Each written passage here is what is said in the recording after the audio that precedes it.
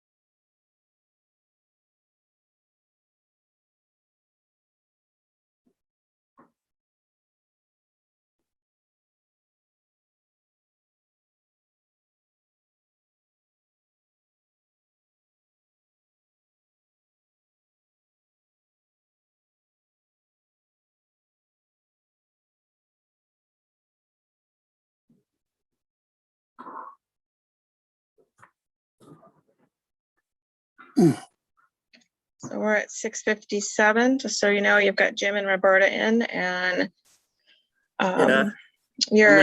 you're both muted, just so you know, and video's off. So if you want to do any testing to make sure that's all working well, this is a good time. Yeah. I'm going to wait even a little bit till see if everybody can get here. Everybody should be here.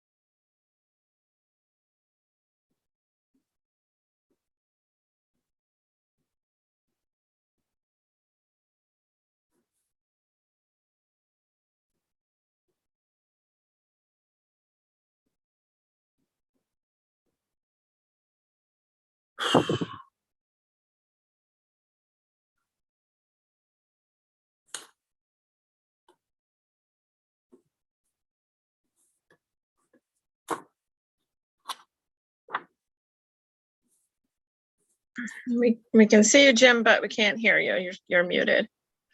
Can you hear me now? Ah, yes, that's better. Thank you. Hey, Jim. Thank you. Hey, How are you? good. Thank you. How are you? Good. Back home? Yeah, I just got back yesterday. Welcome back. Yeah, thank you. All right, and Mr. Mayhew has just joined us. Oh, and, good. Yeah, so I see it looks like you're activating your video. You are muted on default when you come in as a panelist, and I'm going to promote George to a panelist now. So we're all here then, I think. Right. I heard that I think Kevin might have had a meeting or something, and I thought I heard that he was intending to come to the meeting, but he might be late. So Sure. yeah. Well, we've got everybody here now, Right. I think. So, Right. yeah. Okay. Yep. And you're at 7 o'clock. Okay. Good evening. Before I call the meeting to order, I'd like to ask your cooperation in helping to ensure an orderly meeting, that we strive not to talk over one another or to interrupt one another. I intend to run the meeting in a more formal manner to follow the town's policy and Robert's Rules of Order.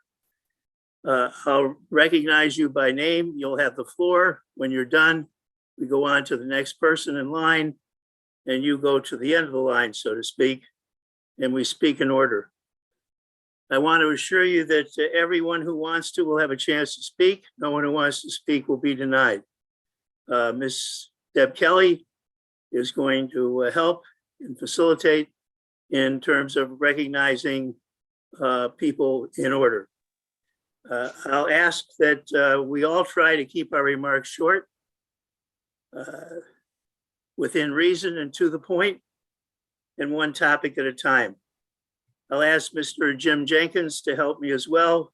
I'll turn to him, among other things, to roll call votes and to answer questions of protocol, procedure, and law, sort of like Mr. Carden does at the town council. The last item on the agenda is a period of 10 or so minutes suggested by the town attorney, Mr. Kinsayer, where we can speak somewhat less formally, yet keep the basic format of chair recognition, giving you the floor, you speak, on to the next. After this, we adjourn. I think tonight's agenda is fairly short, so we should be done, I think, in 45 minutes or so, but I'd like Deb to be the timekeeper on that, notify us. And if we have to limit speech by time, that she keep track of that as well. Again, everyone will be able to speak and be heard. Thank you, and let's go to work. I'll begin by reading the announcement from about the nature of the meeting. Until further notice, the Corporation of Harpers Ferry governing and deliberative bodies will hold meetings and or hearings virtually via Zoom webinar, which provides for public participation during a public comment period when applicable and when posted on the agenda. Alternatively, the public may watch meetings by YouTube video live stream or listen by telephone. These options comply with the Open Governmental Meetings Act. The Zoom webinar link to participate in the town meetings and or hearings can be found on the meetings and events calendar at https://www.harpersferry-calendar/calendar/period.html. Right, I'm going to call the meeting to order on Tuesday, the 17th of August. Present are Mr. Paul Mayhew, myself, Tim Weiscarver, the president, Secretary Roberta Meade Curry, Mr. George Owens, Mr. Ken Dill, and Mr. Jim Jenkins. Approval of the agenda. Is there a motion to approve the agenda as stated?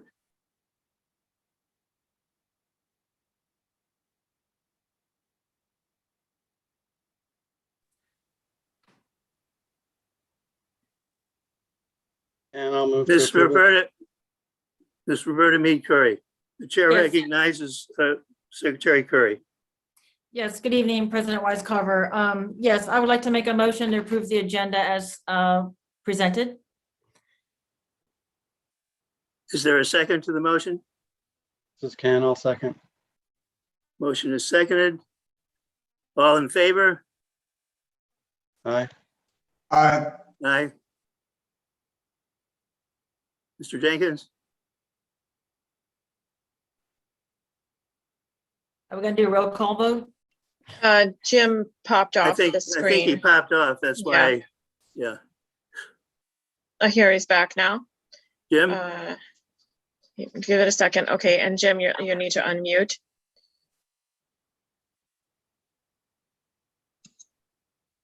Jim? He's still muted. I think he must be having a connection issue. There he is. Okay, good. Jim, Thank you. there's been a motion and a second. We're voting on whether to adopt approve the agenda as stated. Call the roll. Sure, call the roll. Hello. Mrs. Roberta May Curry, Yes, Mr. Owens, Yes. Mr. Dill, Yes. Mr. Weiscarver, Yes, Mr. Mayhew, And you're muted, Mr. Mayhew? Thank you. Yes. Jim is muted now. Oh dear. I think his connection is just coming in and out and he keeps You're reconnecting. unmuted. Yep. Are you?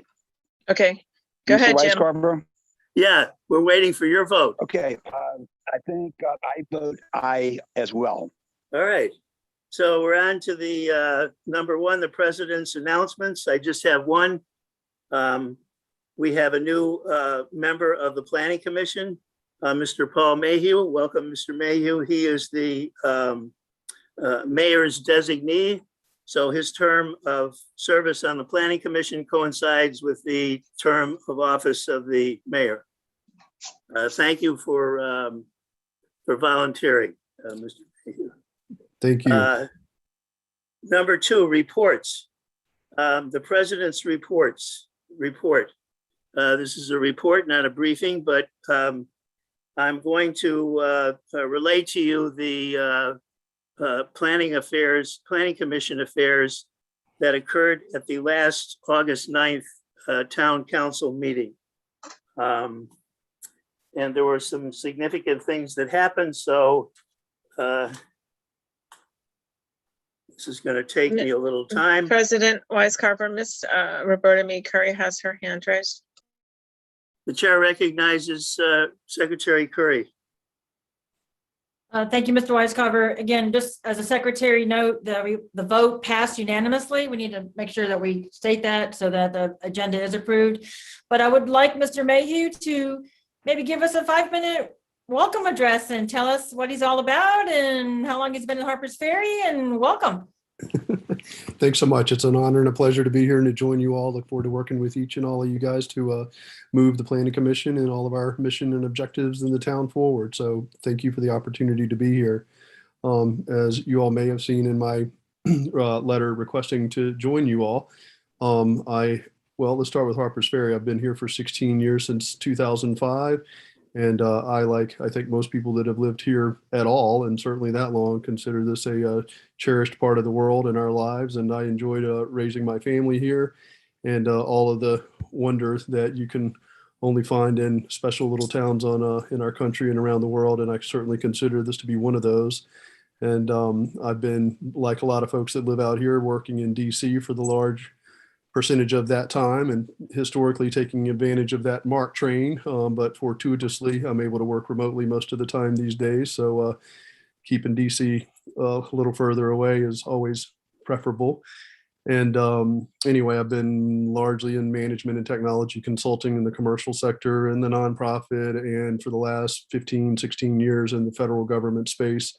So I oversee teams of technologists who implement the infrastructure and IT, if you will, that supports the missions of multiple federal agencies, primarily the Department of Transportation being my primary current client. But anyway, lots of multi-stakeholder environments and complicated issues and solutions, and lots of teams of people. And so anyway, I believe a lot of those experiences will certainly transfer to hopefully be beneficial to our team here and the community at large.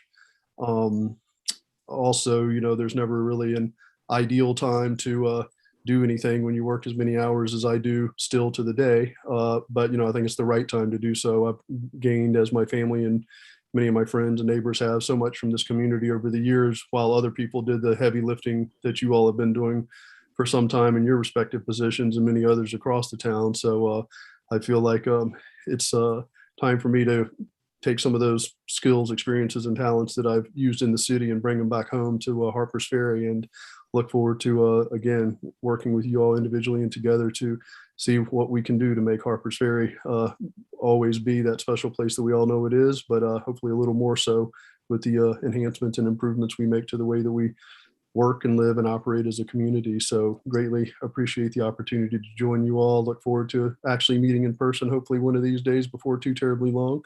And again, thank you all for the opportunity. Thanks. Thank you. So I'm going to continue where I start. I'm sorry, I didn't. I don't know. Jim's connection just keeps Okay. popping in and out. Here he's again back in. I'm just going to continue. So I'm giving you a report of the Planning Commission issues that came before the Town Council at its last meeting. And they were under the agenda 4F, and there were 6 of them. Now, 4 of them were put on there by the president of the Planning Commission. The last 2 were added by the person who set the agenda. So I knew of the first 4. I did not know of the last 2. And the total time that was devoted to the Planning Commission was about 34 minutes. So the first item was my report, and it was about a minute or so. I just said that the tree issues, I reported on the last meeting, just that the issues before them were the tree committee issues. There were 5 of them, and that's about all I said. The second item was the tree grant that we had put forth to the town council, and the tree grant was approved by the town council. The third item was to increase the maintenance budget to help the volunteers with the tree committee, and that ran afoul of the required hours of the town's staff already. That person is maxed out at 35 hours a week, so that help from him could not be got. But the mayor suggested that they contract out assistance for the tree committee, and I asked him if he would see to it, and he said that he would. So that in effect passed, not exactly as we had hoped, but the long and short of it is that the tree committee is going to get help from a contractor. The fourth item were the changes to ordinance 1104. And if you remember, there were 3 of them.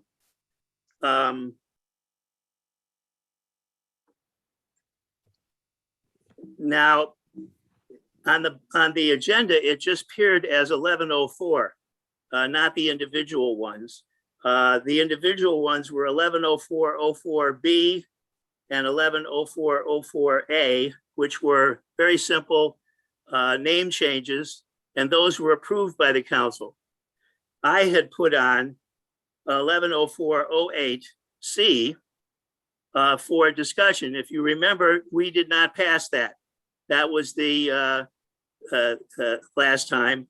The 1104-08C was to delete the notification to property owners that a tree originating on their property and obstructing the public right-of-way was going to be trimmed. And we did not pass that.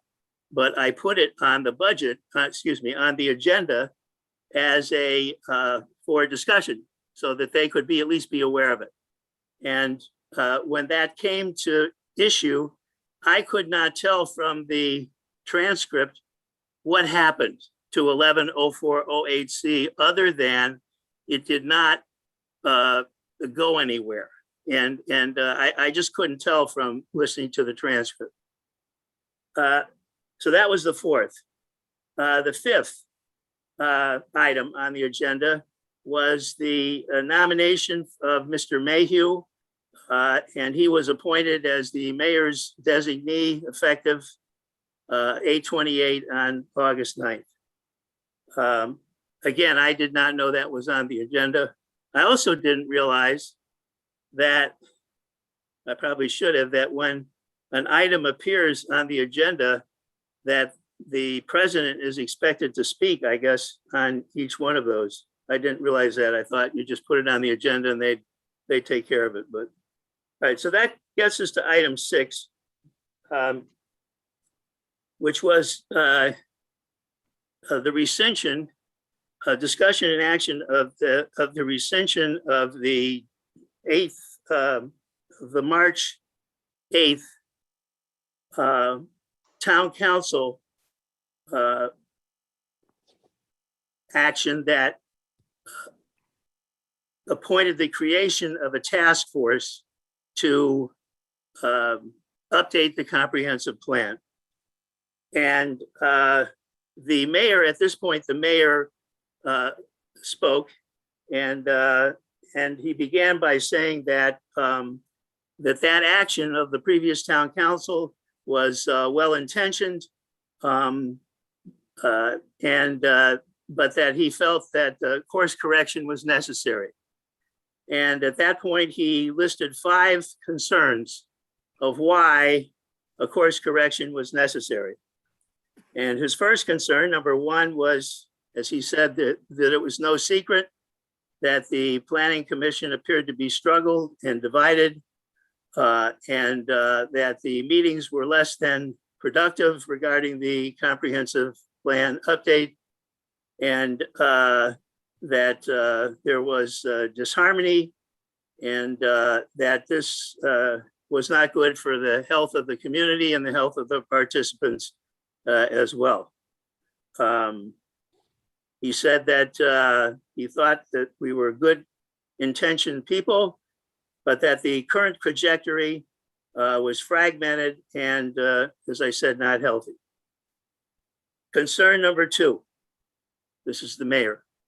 The mayor said that he thought that there was a misplaced emphasis on time, that the update was due at 7:13 p.m. August 30th, 2023, 2 years and 1 month from that date. So he said there was plenty of time to perform an update, and he emphasized if any exist. And he said, thanks to the previous town members who were active in the comprehensive plan, the town has a functional, very good comprehensive plan, and that the mayor could not envision that there would be much, maybe some tweaking, but that there wouldn't be that much to do. And as he put it, he thought that this was not an overwhelming task. Point number 3, he did not think there should be an update review until there was a full complement of the Planning Commission, 7 members. And he said that that is just sound the business practice, and that we should not, the mayor thought we should not go forward until there are seven members.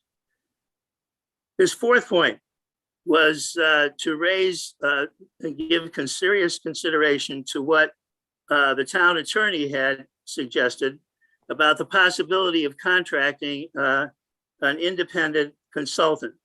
Apparently Martinsburg did this, and it worked out well for them. He said that, so that was his point 4.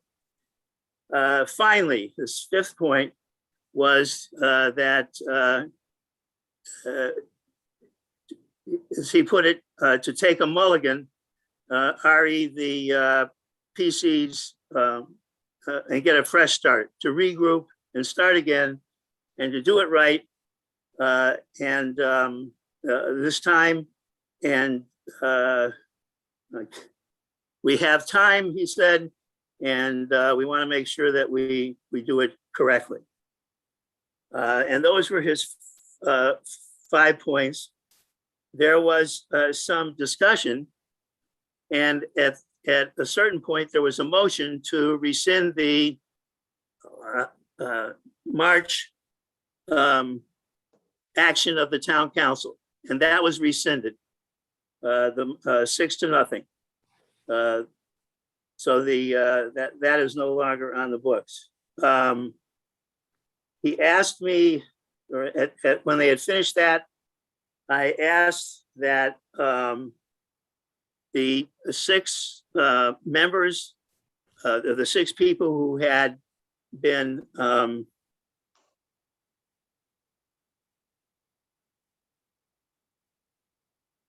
I'm searching for the right word. I don't know how to say it. Erroneously formed into a committee, that I asked that they should be notified, that they had after all volunteered, and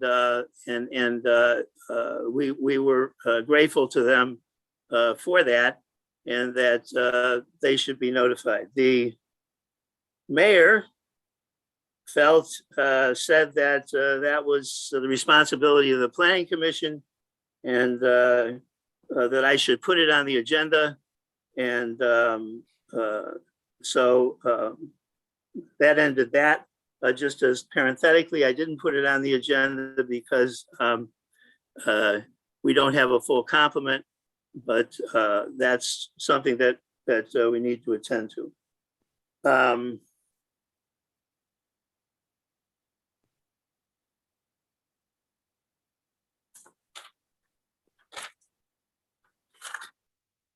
And that was the end. So that's my report of what transpired. Are there any questions? Miss Roberta Mead Curry has her hand Roberta raised. Mead Curry. Are there any questions about the report? Chair recognizes Ms. Curry. Yes, Tim, thank you for that report. And I do have a couple of questions. I also watched the March 9th meeting, and a couple of questions regarding the item number 4, which was the changes to Article 1104, those various paragraphs.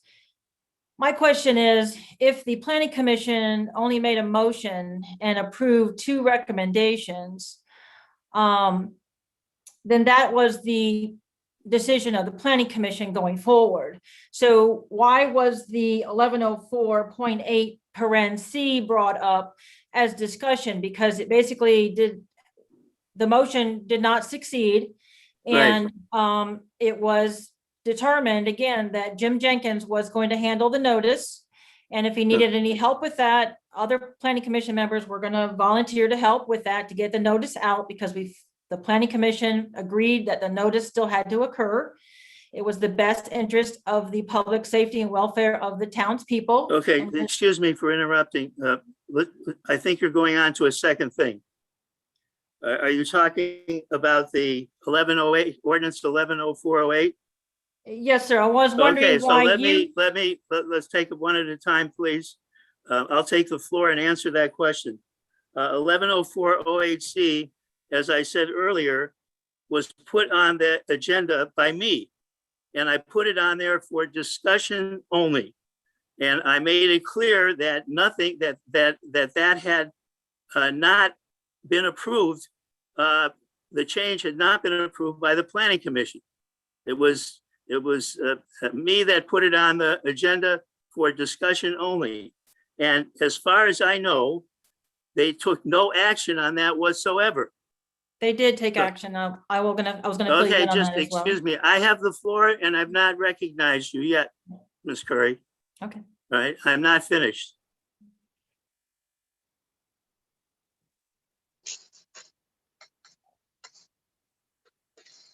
I'm finished now. The chair recognizes Ms. Curry. Okay, thank you.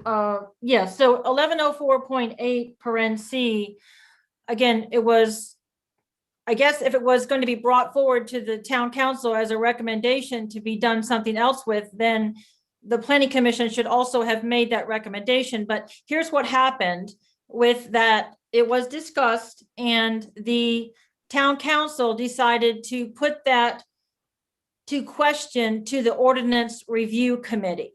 So the planning commission, someone needs to sit in on those discussions, and I would be certainly happy to do that on the ordinance review committee to see what they said. And also, I don't think the town council was versed on why the planning commission voted it down. So I think we need to make sure that the town council, along with the ordinance review committee, understands why it was voted down, why we decided it was still in the public interest and public safety and welfare under the planning commission, and that we have a planning commission member who is going to serve the notice and do the notice requirements.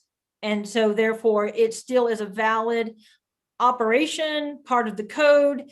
They need to understand that. And that's what I'm trying to get across to you. So it's supposedly going to be sent to the ordinance review committee. And I would like to volunteer to be part of that discussion with the ordinance review committee so they understand why it still needs to be done. Thank you. All right, I don't know that that's the case at all. You may volunteer to do anything that you want. But I have no knowledge of that whatsoever, so this is moot, and I'm going on to the next question. These are questions about my report, not new items of business. Are there any more questions about the report that I just gave? There being none, let's go on to new business. This is the, you should have a total of 6 PDFs regarding this particular item. The first, the agenda request itself, the first PDF is the application. The second PDF, excuse me, I have to get mine here.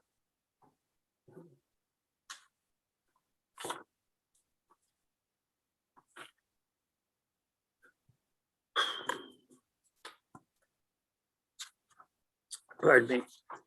The first PDF, PDF number 1 is 14 pages, the application, Mr. Keel.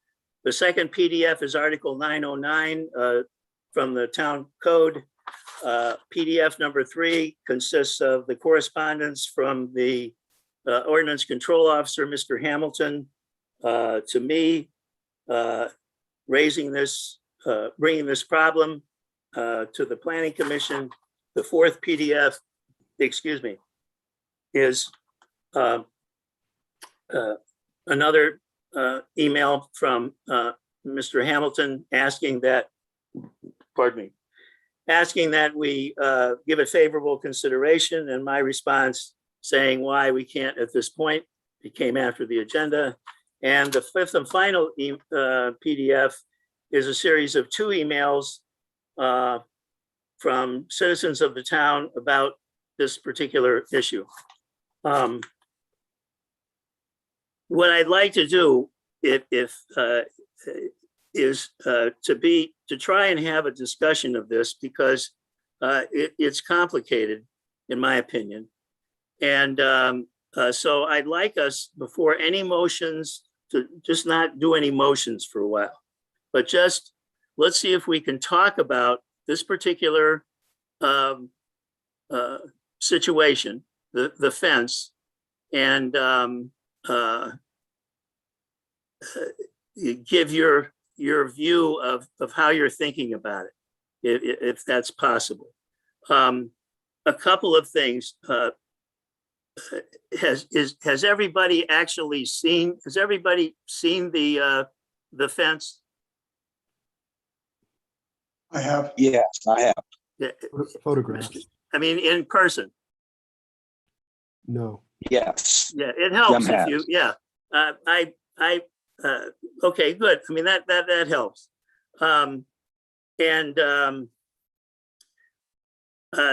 The second thing is the ordinance control officer is the person that initiated this this application, and because it has to do with a structure on the town right of way, that is how it has come before us.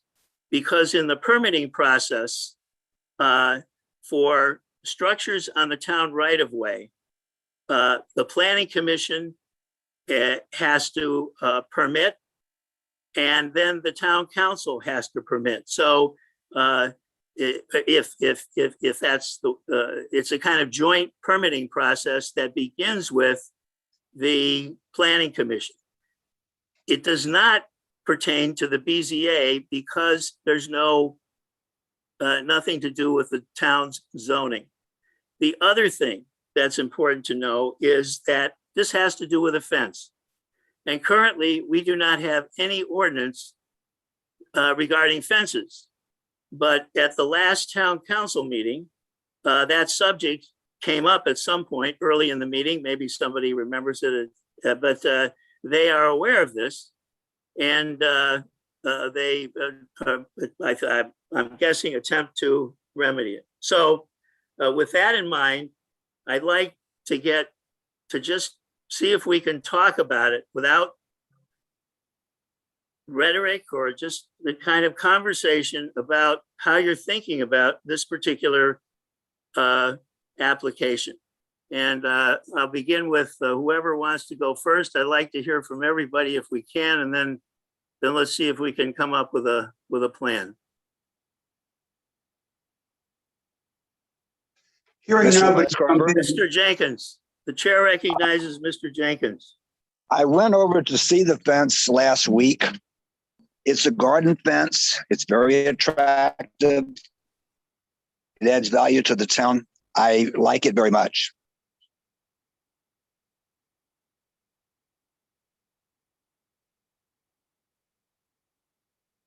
Thank you.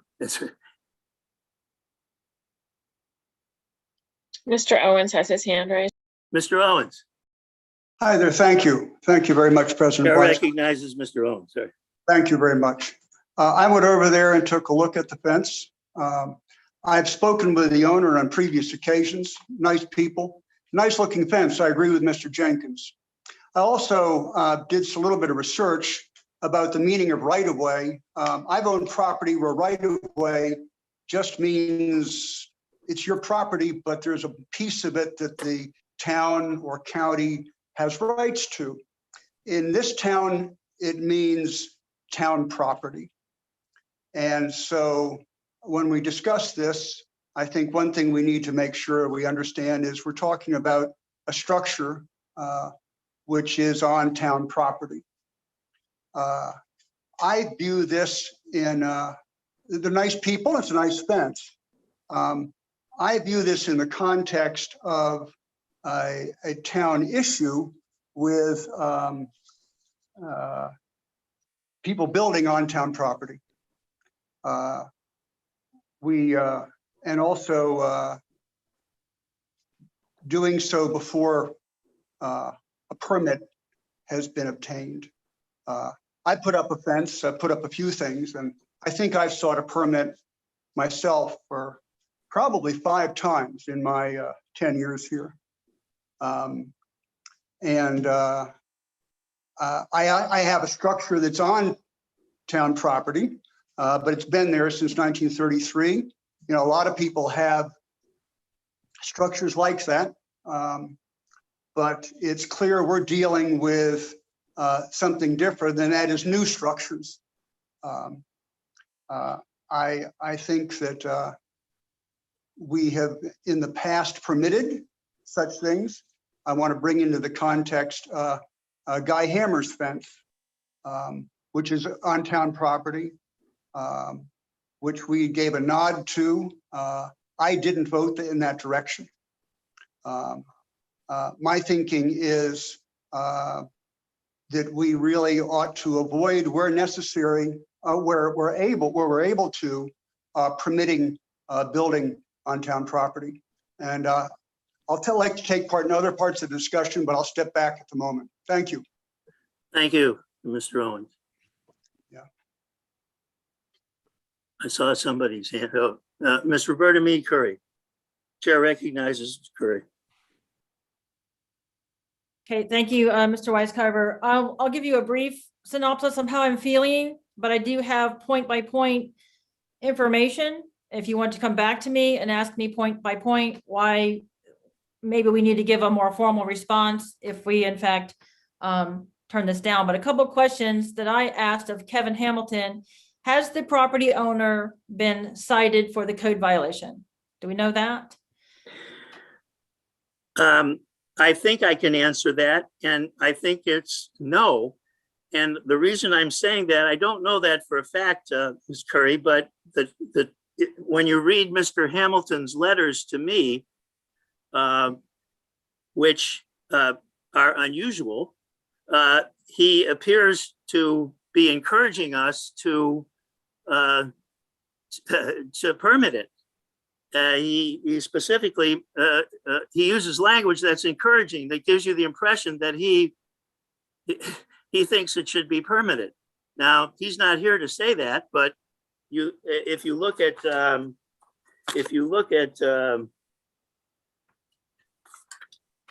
PDF number 4, he says, "I appreciate your favorable consideration, as it seems unfair to hold up this application for months. Thank you." And he went so far as to encourage me to call a special meeting for this. So I'm thinking that he has not cited them, and that he, but I do not know his personal opinion, but it suggests that he thinks it's a good idea. Okay, may I Does continue? that answer your question, Ms. Curry? That answers my question, but I do have All other right, points. okay, but so I- you can have it, you can have the floor back. Go ahead, Ms. Curry. Okay, thank you.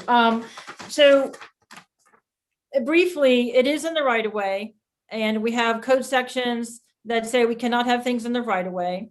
I did see it. It was very pretty when the flowers were in bloom and it looked very nice. However, it is in the town right of way.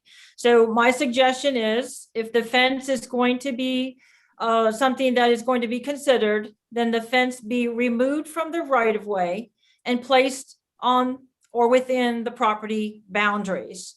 And the flower beds also, the flower beds also be removed from the right of way and be placed in the property owner's property boundary.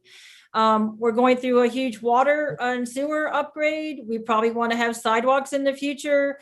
And this fence remaining in the right of way will probably be removed eventually. So it would behoove the property owner to just go ahead and remove it from the right of way until you get approval to put a fence up, hopefully on your property.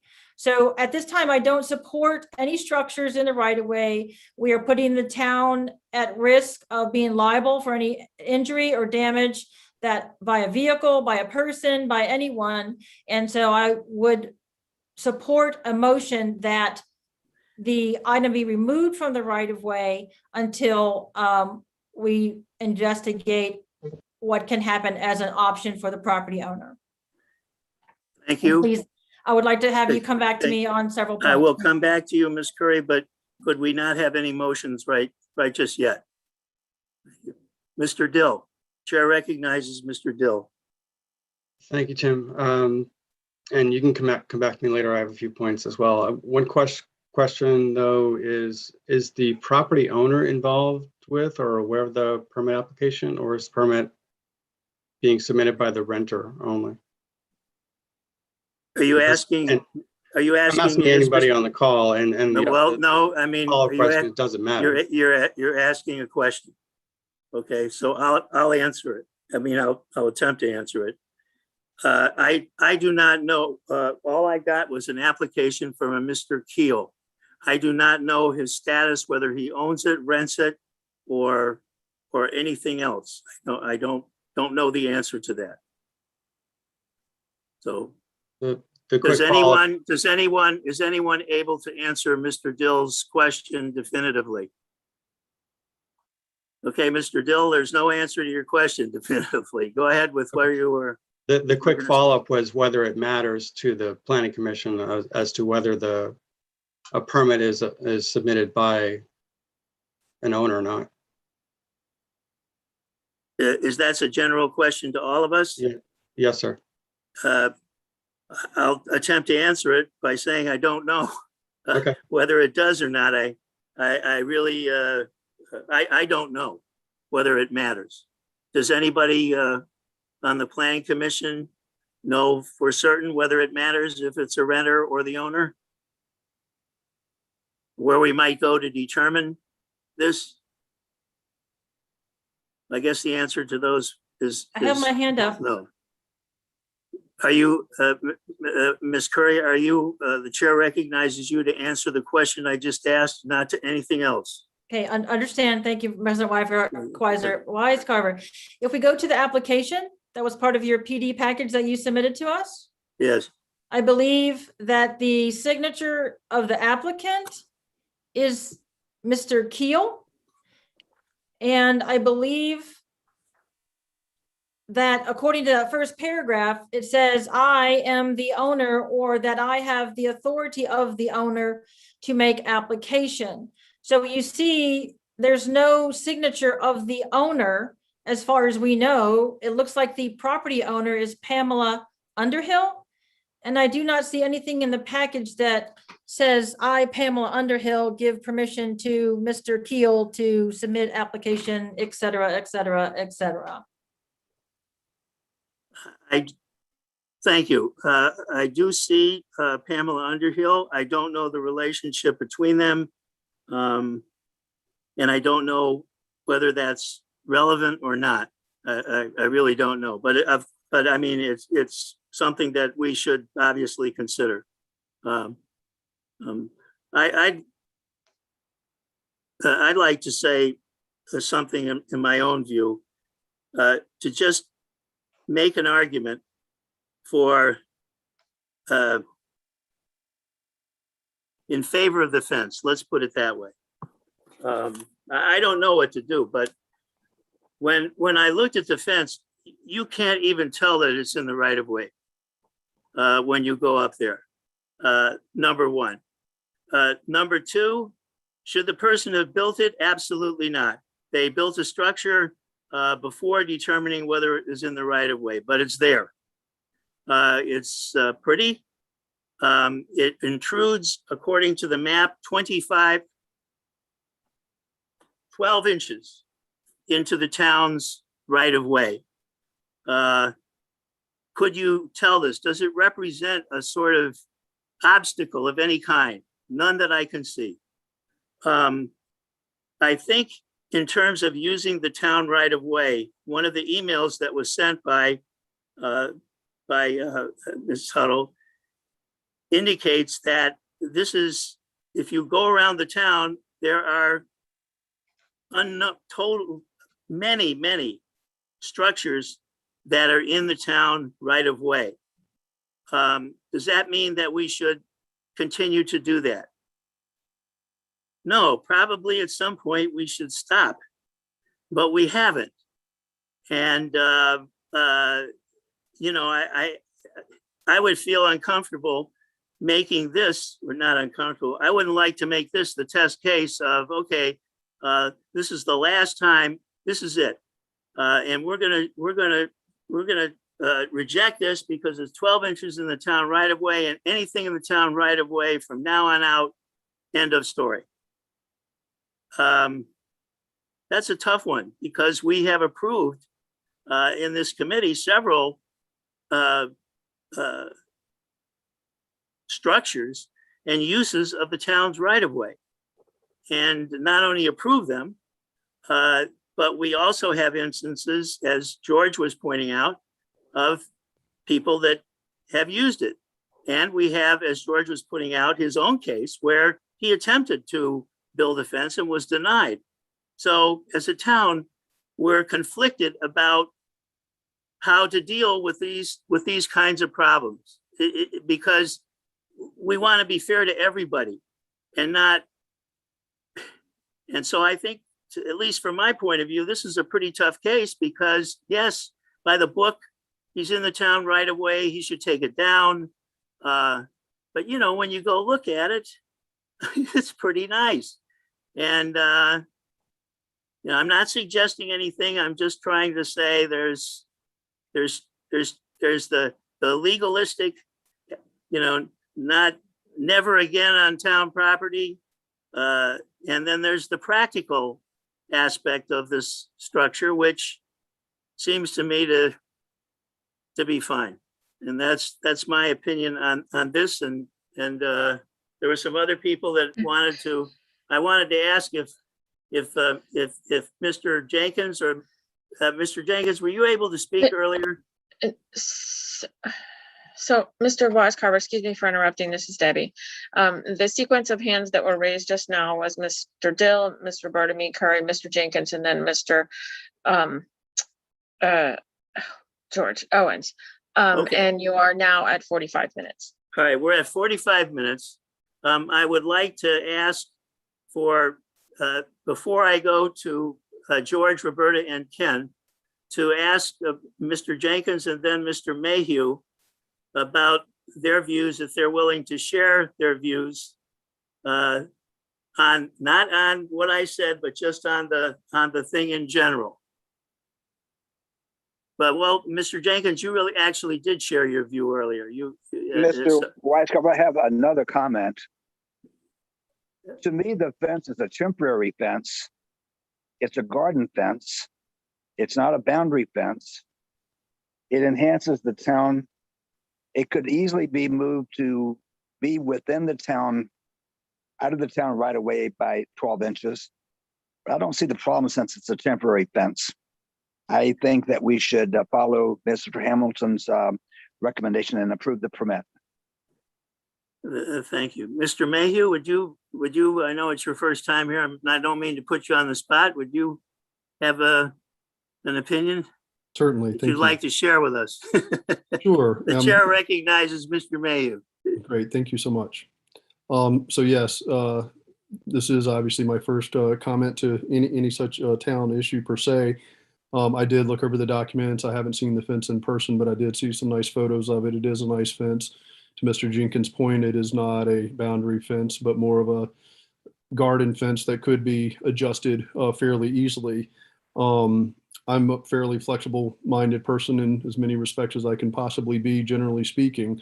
But I would just want to share what my experience has been in the town. And that's when I first moved here years ago, one of the first things I learned, and this is true of most of my neighbors and friends in town, is that we have lots of restrictions. And if you're going to do something, you need to go through some town hoops and hurdles to be able to do that. And that's true of the fence that I built in my backyard and some other things. So it's a little bit surprising that people that live in this community aren't aware that we do have a lot of restrictions that have well-intended rationales behind them, and that someone would proceed with just doing this and then retroactively after the fact, maybe seeking approval, whether it was identified by someone else or what.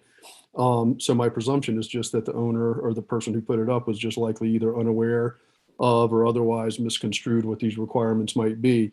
I was curious about precedents, and I know you mentioned Mr. Hammer's fence, and it sounds like you alluded to some other precedents where we've been flexible, if you will, which is good because I don't think it's always great to be black and white on anything since the entire world is gray. And so it's good to have that flexibility. So, you know, the only real concern that I would have is the degree to which this seemingly minor allowance, if we were to allow it, would in any way establish a precedent that kind of chips away at the whole rationale behind having these requirements in place in the first place.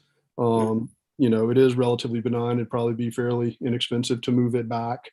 You know, Ms. Mead Curry pointed out a couple of things that did concern me in terms of there being any potential repercussions to the town if certain events were to transpire, whether that's us needing to build a sidewalk or in, you know, some situation that it in some way caused an issue or an accident or anything like that. I can't really see that happening. It's people drive very slow in this town generally, certainly on those residential streets. So I don't really see that as a big risk per se. But it does sound like we are operating in the gray in the context of some of the requests that come through just to do, you know, what's best and what's right and fair by the town and whatever humanity, for lack of a better term. But the only concern I would have again is simply that, is this in any way establishing a precedent that allows people to Mhm. proceed with something that is clearly outside of the boundaries of what is permitted, but that they can, ask for forgiveness later and maintain it. So again, I'm flexible and I don't have enough history here to understand the precedents each way, one way or the other. But I did hear some interesting information there. So I think technically speaking, the fence could and should be moved back. But depending on the volume of exceptions that have been made in the past and their recency and nature, that perhaps, we could consider that to be a relatively benign concession for such a minor fence. So anyway, I know I said a lot there, but those were just generally the Thank thoughts you. that went through my head as we discussed this. Thank you. Let me see, before I know I'm going to get to Ken and Roberta and George, but let me see if I can frame it this way. As I listen to everybody, it appears to me that there's a consensus. A majority of people feel that we should not permit this. And so for various reasons. And my question would be, given that the majority of us feel that we should not permit this, what is the right course of action for us to take regarding this particular application? That is, how should we handle it with the idea that we by majority we think that we cannot grant a permit. So I'll put that question to us, and let's see if we can, at least in the next couple of minutes, see if we can answer that and get this off the agenda and on to the next thing. So I think the order was, well, do you remember who, Deb, was first? Mr. Dill, Miss Okay. Roberta Me Curry, and Mr. Owens. Okay, Mr. Dill, the chair recognizes Mr. Dill. Thank you, Mr. Westcover. I actually have 2 points, but I'll give them separately so we can have some discussion. The first point is just to clarify some measurements. A couple of people on the call have said that the fence was 12 inches beyond where it should be. According to the PDF, it's actually 12 feet. The dimensions of the fenced areas is 19 feet by 19 feet, and it goes across the right-of-way boundary by 12 feet. So it's not a 12-inch adjustment of the fence. It would be removing the vast majority of the fence. The other tag onto that, and then I'll release the floor, is that depending on how you read the ordinance, it might say that no structure shall be constructed, erected, or placed within 15 feet of the boundary, which is basically the front of the house.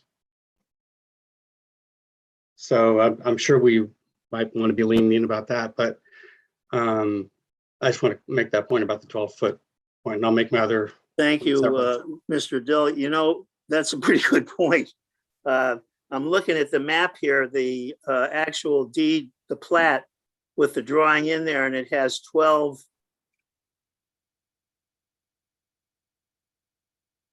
It has a 12 with an apostrophe. That's feet, isn't it? You're right. It's not 12 inches, it's 12 feet. That's pretty big.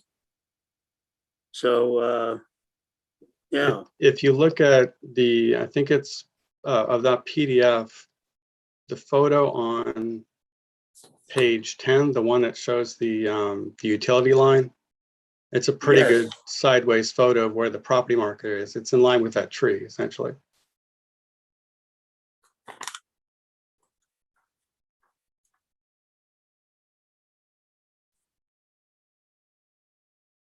Oh my God. So Mr.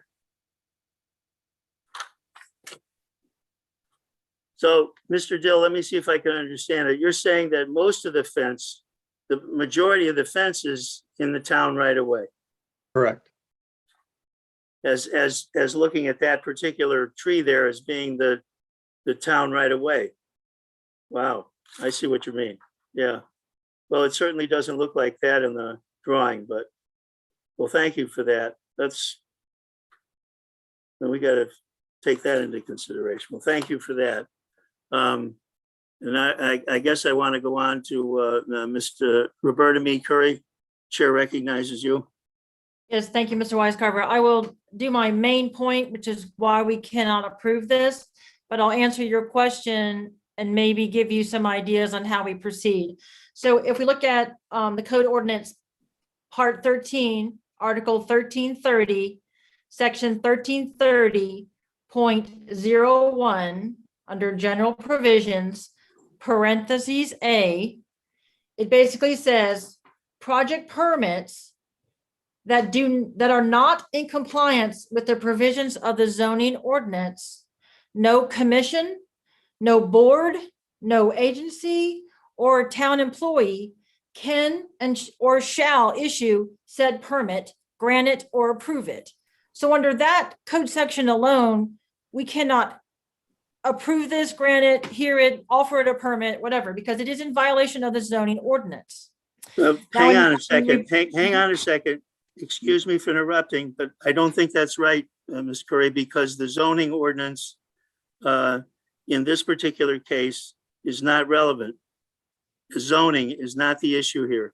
If it were, if zoning were the issue, we wouldn't be having this discussion. It would be in the BZA. So all your points are good points, but to hinge it on zoning, I think is not correct. But go ahead with what you were.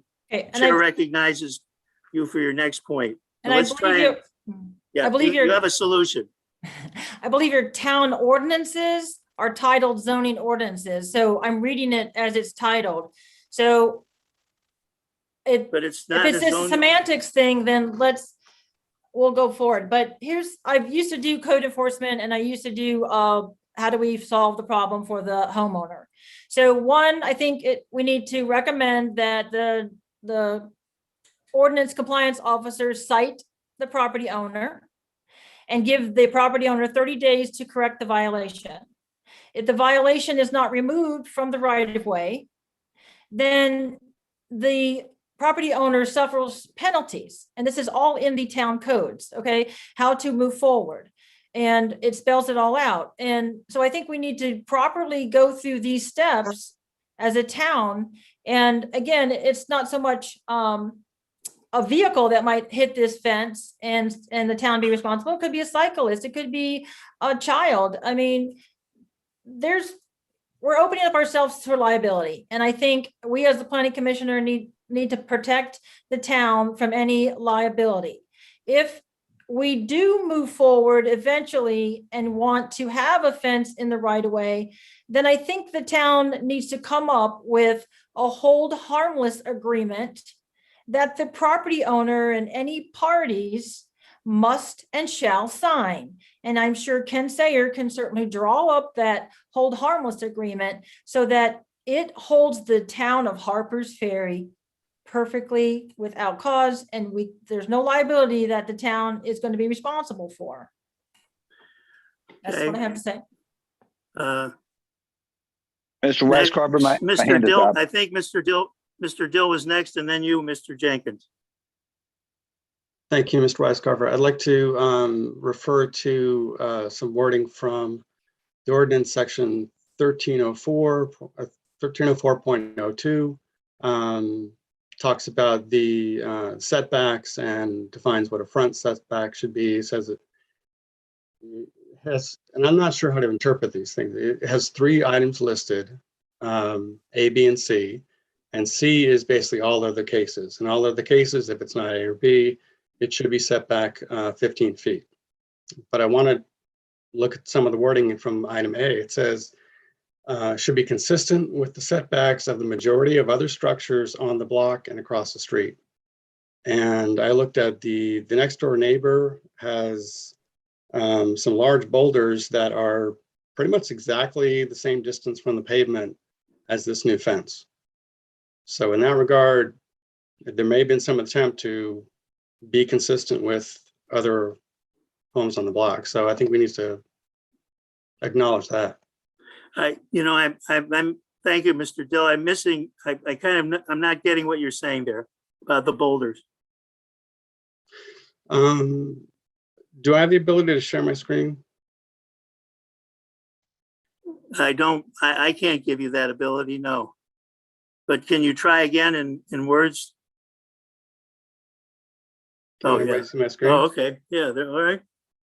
So here's the Okay. fence, and here's the next door neighbor's property with two large Right. boulders, about in line with the fence.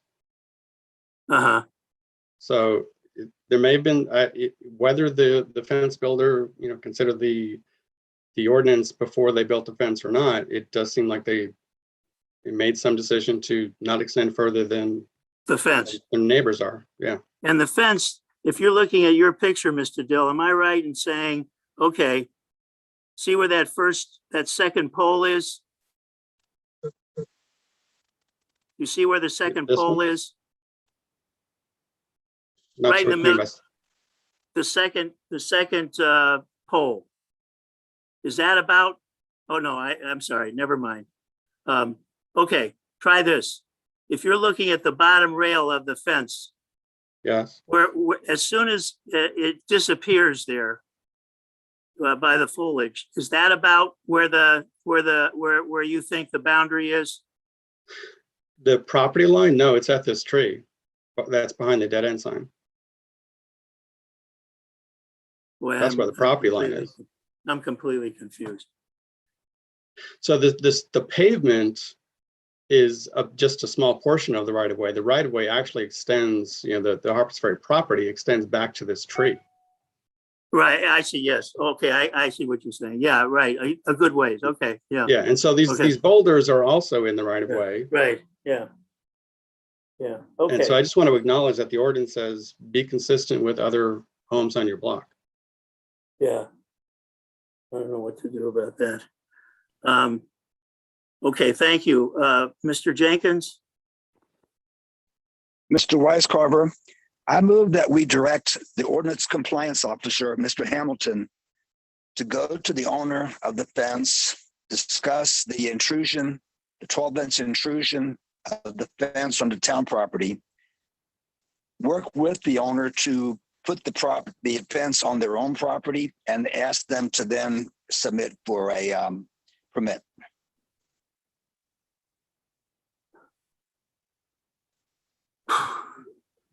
I'm not sure what to do because I asked that we not have any motions, but I rescind the motion, yeah, but I think we should have Mr.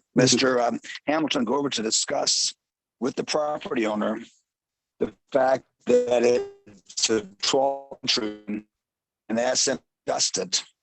And then once it's adjusted, they can apply for the permit, okay, and there is no motion. I see. Well, let me ask all of you this. If we look at what we're supposed to do narrowly, we can say, it seems to me, that we deny the permit.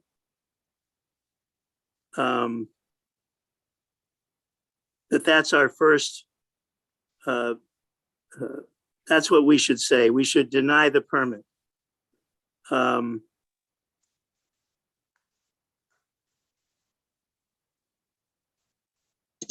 Do we have to? I'd like to do as little as possible. I'm very much against fining anybody. But maybe, could we not simply deny the permit and leave it at that? And then say to the ordinance control officer, okay, we're denying the permit and here's why.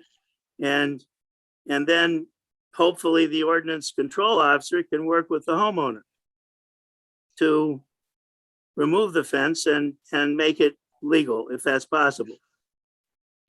So Mr. Owens had his hand up and then Ms. Moberty, correct? Okay, let's see if we can get going here. We're already at an hour and we still haven't had the discussion. So let's, the chair recognizes Mr. Owens. Thank you very much, President Wise-Carver. I wanted to. You need, we can't hear you, Mr. Owens. Your microphone is not. Whoops. He left us. There we go. All right, Mr. All right, Mr. Owens. Can you hear me? Mr. Owens? Mr. Owens, we can't hear you.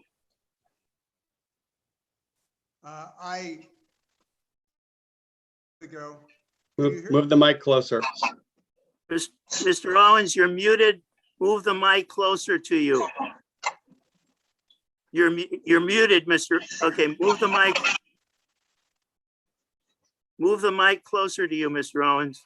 Okay, is that better? A little bit, but it's not like what it used to be before. Okay, can you hear me at least?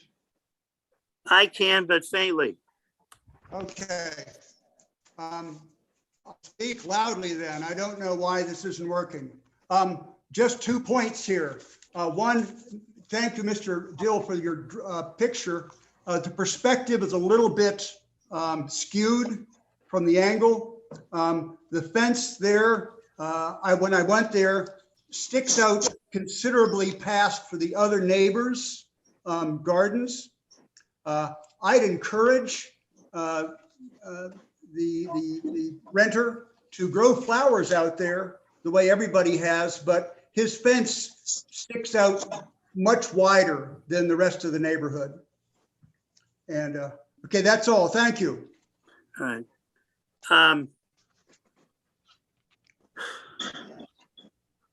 Okay, so here we are at decision time. What would you think if we simply, without comment, I mean, we've made a lot of comments, we simply deny the permit, Mr. Keel's permit, without comment, other than to say it's on the town right of way, and without any kind of editorializing or anything else. Miss Roberta Mead Curry has her hand up. The chair recognizes Miss Curry.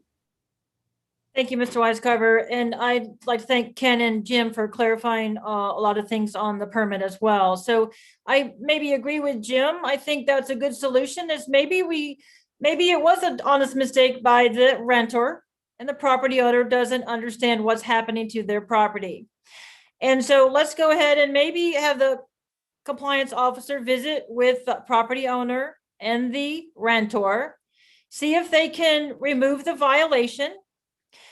And again, relieving everybody of their liability until a new permit, or can we table this permit and ask the property owner to amend their permit for a fence within their property boundaries? And then maybe we can reconsider it. So again, I agree with Jim. Let's see if the ordinance compliance officer can reach out to the people involved, have them correct violation, remove the fence, remove everyone's liability, and suggest to the applicant that they amend their fence permit for something on their property boundaries. Thank you.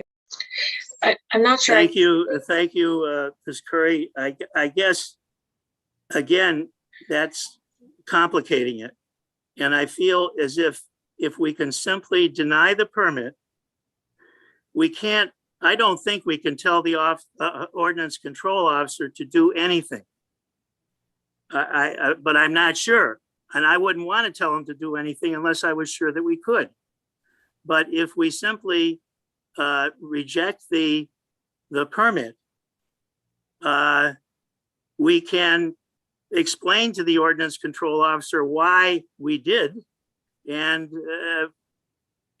hope that he would, or maybe we would visit with Mr. Keel, whether he's the owner or not, and tell him. That seems to me to be a really good way to go. That's simple, and it doesn't get us into complications of recommendations, which we might not ought to make and that kind of thing. So there's some hands were up, and I think first was Mr. Jenkins and then Mr. Dill and then Miss Curry again. Okay, we're good.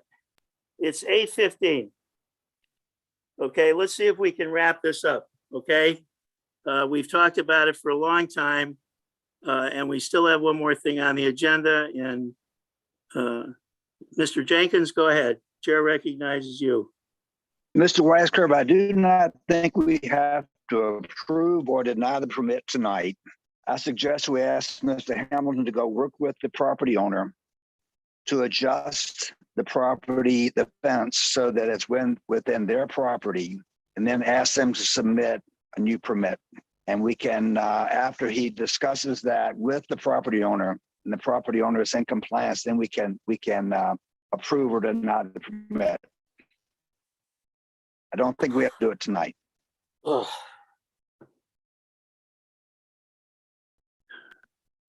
And we have Mr. Dill and Mr. Roberta Mead Curry. Mr. Dill, chair recognizes Mr. Dill.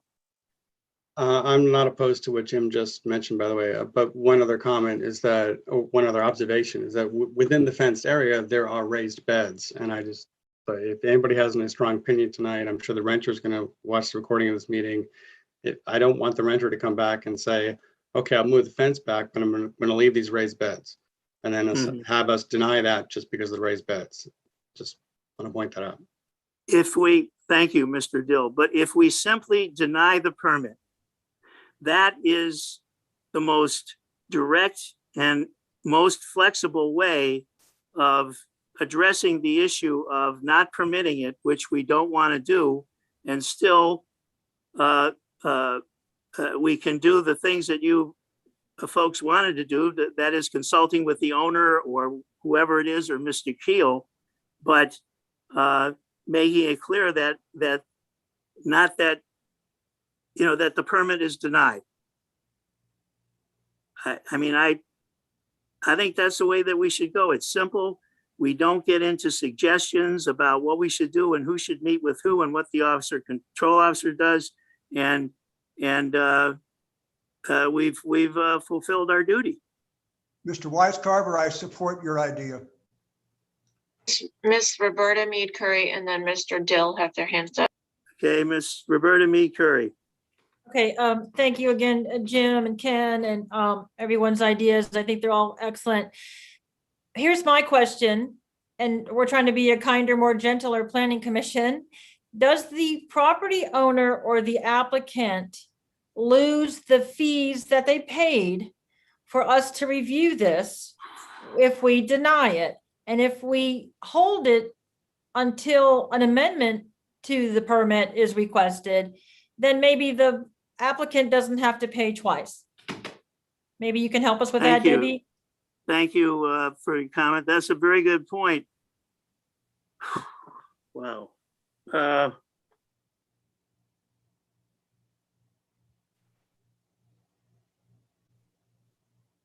Mr. Dill, you had your hand up.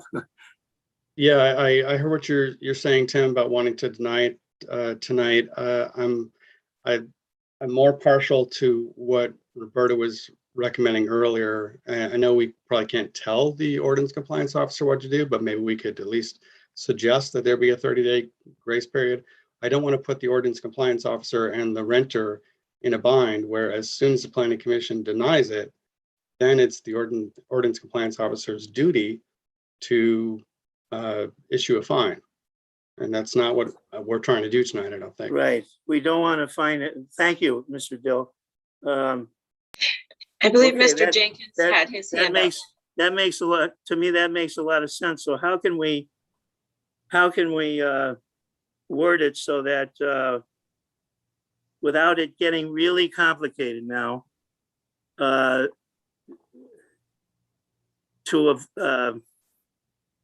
you have a suggestion as to how you might make a motion, Mr. Dill, in that regard? I would defer to Roberta. I think she had some verbiage about the 30-day, come back to us in 30 days or, And Mr. Jenkins had his hand up. Mr. Jenkins, Mr. Chair Weiscarver, recognizes Mr. Jenkins. is it necessary to approve or deny the permit tonight? If you're asking me, that's a very good question, and I have no idea. I really don't know. It doesn't seem reasonable that we approve or deny it tonight. I still maintain we should send Mr. Hamilton over to work with the property owner to have the permit be in compliance with town ordinances, and then issue a permit and we can vote on it when it's legal.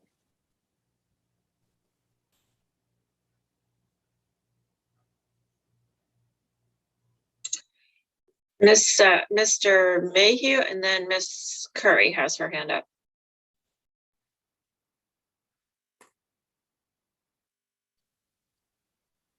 Am I too late? to be Tim, recognized? you are muted.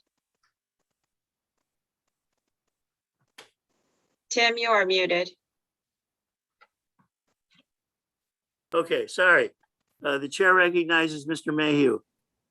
Thanks. It's been an interesting dialogue and I appreciate all the perspectives and don't disagree with any of them. My question is simply, if I recall the conversation correctly in the images, is simply that I believe that the actual ordinance would be that that fence has to be backed up 15 feet. And that's a pretty shallow yard that it's in. And wouldn't that put a legitimate fence right up against the house? Is that a correct assessment? So hopefully they have a backyard perhaps then, if that's the case, because it's going to be a pretty small garden enclosure if we strictly stick to the 15-foot guidance. Or is there any opportunity to work with the owner to have something of an accommodation that I believe we've all seen around town in various places, whereby it's not right up against the street, which I think is a primary concern here, but is Right. set back enough to be quote unquote reasonable. And if so, then that's something, and maybe that's what the ordinance officer could talk with him if he was aware that we had some degree of flexibility here, or do we strictly stick to the ordinance and basically preclude them from building a fence, period? Thank you. We had that very same problem with Mr. Hammer. Moving the fence would go right up on his front doorstep. Mr. Dill, may I ask you, you seem to have some insight in these areas. What say you to what Mr. Mayhew said about, whoops, you've disappeared. No, I'm still here. Me, that's just. Yeah, I don't have a recommendation as to, what should be the new town standard for what we allow between the right-of-way boundary and beyond. I don't know. No, I wasn't asking about that. I was just asking about what I thought was part of Mr. Mayhew's solution. But well, I would agree with what he said about if we really push this back to the property line, then they just have a few feet between the front of their porch and that tree, which is not room for a fenced garden. okay, let me ask you this. Don't we have to communicate, regardless of what we do tonight, don't we have to communicate to the homeowner renter that currently, as it stands currently, we cannot issue a permit? We have to convey that information, do we not? Yes. Mr. Mayhew, the chair recognizes you. Thank you. The only follow-up question I had based on the response to my last comment was simply my understanding of Mr. Hammer's fence is that his fence is almost protective of pedestrians in that there's a steep wall at his front of his house. And so that it actually would be in the town's interest, if you look at it through the safety perspective, for him to be able to have that fence there, based on my recollection of the way his property is arranged, which I don't think would be necessarily a similar precedent to what we're contemplating Right. In this case, because there's no safety issue per se, Right. certainly not to the degree at Mr. Hammer's house. Right, that's what we came to the conclusion of. It's a different kind of situation, but Miss Curry, you have your hand up. The chair Yes, recognizes. Thank you. Again, thank you everyone's discussion. This is really good. And I am very pleased how this meeting is going. It's going very, very well. So I'm looking at the Robert's Rules of Order book. and we can postpone something to the next meeting. So maybe we make a motion to postpone this permit request to the next meeting and allow the ordinance compliance officer to get with the property owner, to get with the rentor, discuss options, let them know why the planning commission cannot approve the ordinance or the permit as presented, and give them a chance to either correct the violation in that 30-day window time or present an amended permit to the planning commission. Is that something that we can maybe work with? I believe Mr. Jenkins is raising his hand. Mr. Jenkins. Mr. Wise Correct. Carver, Mr. Jenkins, yeah. proper for me to move that we postpone action on this permit.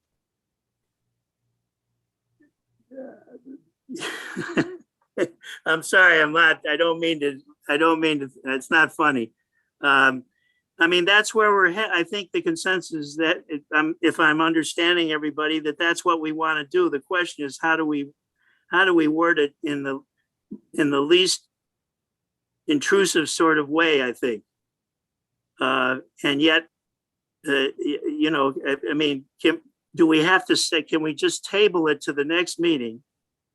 And in the interim, say something to the, communicate to the owner and the ordinance control officer why, without actually saying it in the motion. Does that make any sense to anybody?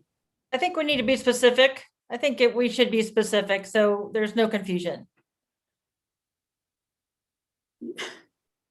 But I mean, I don't like the idea of a 30-day deadline.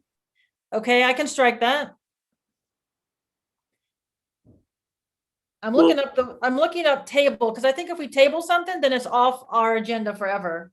So that's, please bear with me. I'm pulling out my lovely little. That can't be the case. Okay. That can't be the case. You can, Excuse me, this is Debbie, and I'm gonna say, just interject here. I have heard many times at town council meetings, the word table come up, and that is a very definitive term. Kevin Carden has corrected many times. I do believe Ms. Curry is correct, and postpone is the more proper term that Mr. Carden uses. thank you. That was very helpful. Well, Ms. Curry, then, you got it right there. What about we postpone? Yes, and Debbie is correct. Table means we remove it forever, and Thank you. postponing Thank you. to set the time certain or to a Okay. all different right. meeting is best. How Thank you. about, Ms. Curry, how about if you come up with a motion as unrestricted as possible that would postpone this to the next meeting? Can you come up with something there? Yes, are you ready? I'm all ears.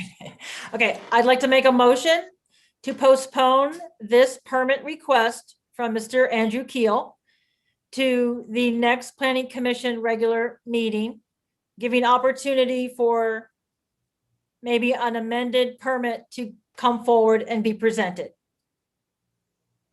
I second that motion. Discussion, please, no.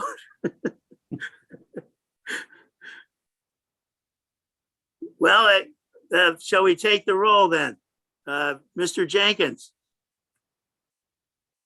Yeah, aye. No, would you No, take the roll, Mr. Mr. Jenkins? Mrs. Curry, Aye. Mr. Dill, Aye. Ms. Owens, Aye. Mr. Mayhew, Aye. Mr. Wise Carver, Aye, Mr. Jenkins says aye. Well great. done. Well, very good. All right. So we're on to the part where there's sort of a discussion here. We're looking now at, it's 8:30. This is where we bring up things that we'd like to, that you want to talk about, but we have some order in it. Can we take 10 minutes and then wind it up? Is that? Does anybody have anything that they'd like to speak about? This is item, this is on the agenda where Mr. Sayers recommended that we Miss Curry and Mr. Owens have their hands up. Okay, Miss Roberta Me Curry, the chair recognizes you. Okay, thank you. Well done, everyone. I think that was great. I love that. Anyway, what I would like to be on the next month's agenda, I am revising the meeting minutes that have not been approved yet to the new format. We've been researching for Robert's Rules of Order format and what we've learned how to handle the meeting minutes through our ethics class and open meetings class. So the meeting minutes that have not yet been approved, I would like for all those meeting minutes to be put on the agenda, and I'm going to get you the drafts. Okay, and so if we can get all of those approved for the next regular meeting. Thank you. Okay. Mr. Owens was next. Mr. Owens, Thank you for recognizing me, Tim. I'd also like to make a request for the agenda for next meeting. And that request would be that we appoint Ms. Roberta Mead Curry as the Planning Commission representative to the Ordinance Review Committee concerning the matter of tree removal notification. Okay? all right. Anybody else? All right, we've reached the end of the of our agenda. Is there a motion to adjourn the meeting? So moved. Adjourn the meeting. Is there a second? Second. All in favor? Aye. Aye. Aye. The meeting is adjourned. Good night. Good night. Thank you. Good night. Thank you. Good night. Thanks, Deb. Thank you. Sorry. Good night. Thank you, Deb. That was great.